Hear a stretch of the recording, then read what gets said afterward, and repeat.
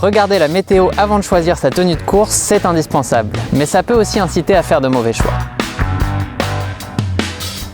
Quand on est bien au chaud et qu'on regarde la météo, il suffit que la température affichée soit un peu plus froide que ce qu'on avait prévu et on passe vite en mode panique. On sort ce qu'on a de plus chaud, on utilise la technique de l'oignon pour s'emmitoufler un maximum, bref, on veut être sûr de ne surtout pas avoir froid. Et souvent, on se retrouve dans le cas inverse, on est trop couvert et on a chaud. Tout ça est assez logique, on est à l'intérieur, il fait plus de 20 degrés et on s'en va courir par 15, 20, 30, voire 40 degrés de moins.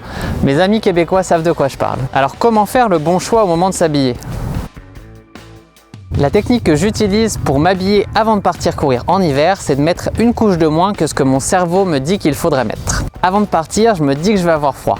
Les 5 premières minutes, j'ai en effet un peu froid, mais ensuite, je suis bien. Ni trop chaud, ni trop froid. Évidemment, on est tous différents face au froid, donc il faut adapter notre tenue en conséquence. C'est pour ça que je ne vous donne pas une tenue type en fonction de la température, car c'est quelque chose de très personnel. Par exemple, je chauffe vite en courant, donc en général, je me couvre moins que certains coureurs. Je vous ai quand même mis un lien dans les commentaires avec les basiques pour courir dans le froid. Il y a tous les équipements à avoir pour aimer courir en hiver, alors je vous invite à aller lire ça, c'est testé et approuvé. En dehors de ma séance de fractionné, je fais tout dehors en hiver, c'est même ma saison préférée pour courir. D'ailleurs, j'ai une sortie d'1h15 qui m'attend ce matin. Il fait moins 15 avec du soleil. Je vous assure, c'est pas si froid. Cette vidéo vous a plu? Alors mettez un j'aime et un commentaire pour en discuter avec moi. Et je vous dis à la prochaine pour une nouvelle astuce.